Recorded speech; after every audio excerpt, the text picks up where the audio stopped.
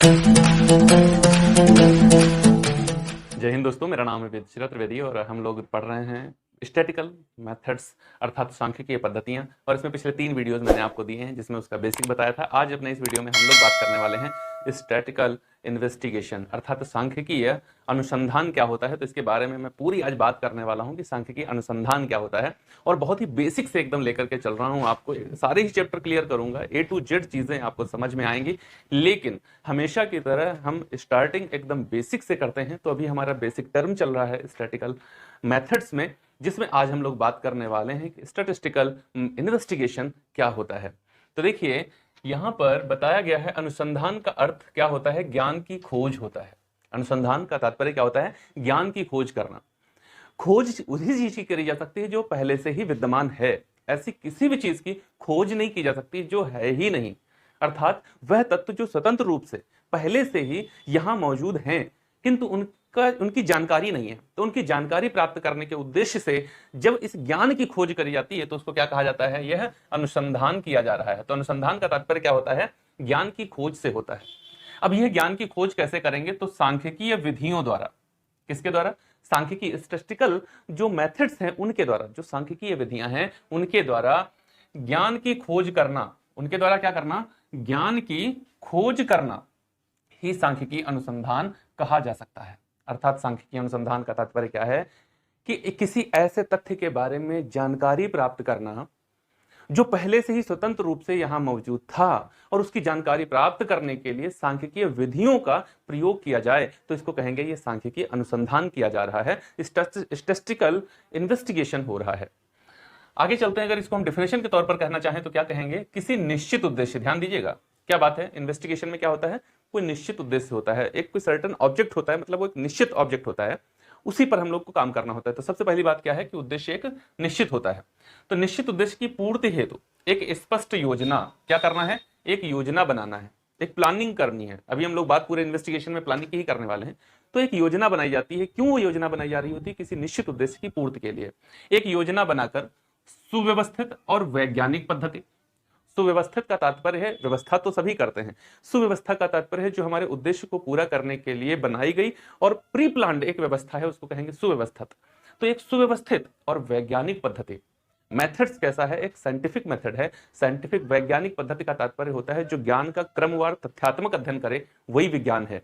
तो इस तरीके से एक वैज्ञानिक पद्धति ली जाती है सांख्यिकीय विधियों। सांख्यिकी की विधियां कैसी हैं, ऑलवेज सभी की सभी साइंटिफिक हैं।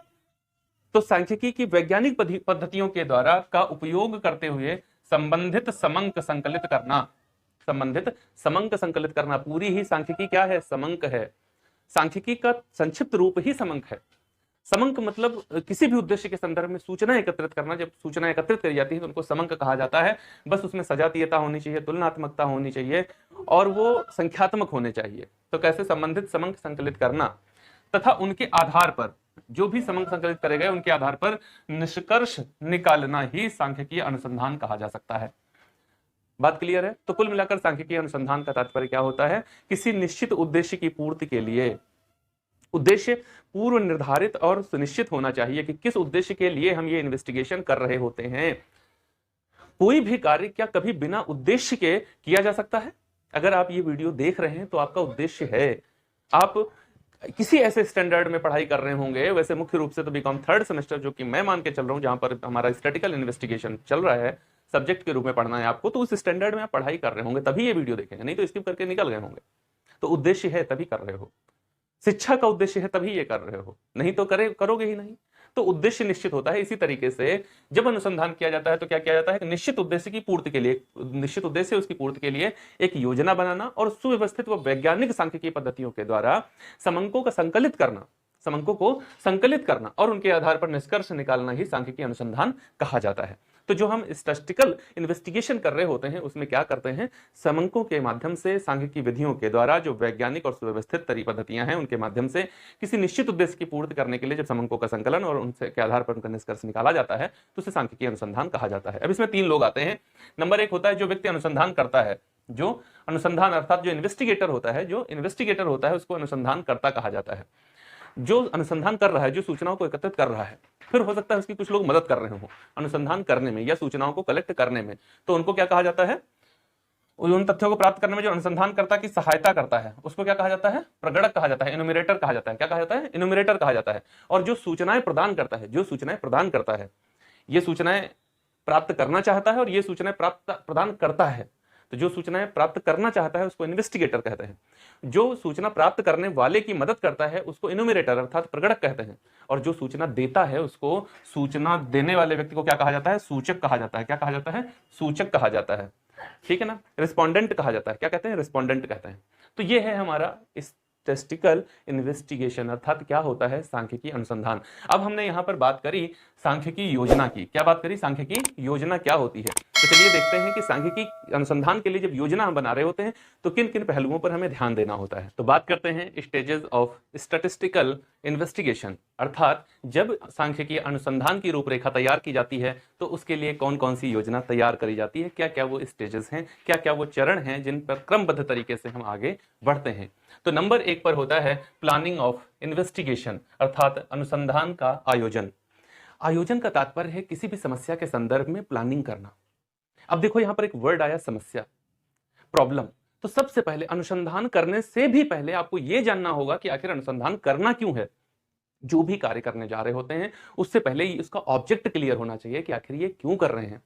तो समस्या जब क्लियर होती है तब अनुसंधान बहुत ही आसानी पूर्वक किया जा सकता है। जैसे अभी कोविड के टाइम में गवर्नमेंट के सामने एक बहुत बड़ी प्रॉब्लम थी कि इतनी बड़ी पॉपुलेशन हमारे देश की, इसमें यह कैसे जाना जाए, इसमें यह कैसे जाना जाए कि कितने कोविड पेशेंट हैं, कैसे ये डाटा कलेक्ट किया जाए। डाटा कलेक्ट करना कंपल्सरी अनिवार्य था, क्योंकि अगर नहीं हो पाता तो लोगों को ट्रीटमेंट कैसे दिया जाता।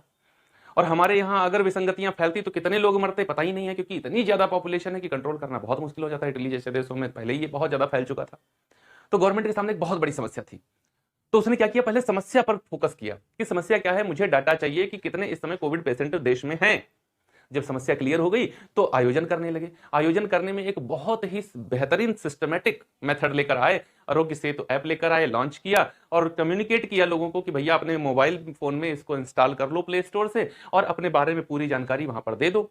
आपका स्वास्थ्य कैसा है, आपको फीवर आता है, खांसी आती है, नहीं आती है, क्या नहीं है, कितने दिन से आती है, पूरा मोबाइल नंबर, एड्रेस सब कुछ दे दो। जब जैसे ही आपने इंफॉर्मेशन उधर फिल करी, अगर गवर्नमेंट को लगा अरे ये तो कोविड पेशेंट है, फटाक से उनकी टीम ने उठा लिया वहां से। क्या हुआ? पहले प्रॉब्लम पर फोकस किया, फिर उसका सोल्यूशन लेकर के आए।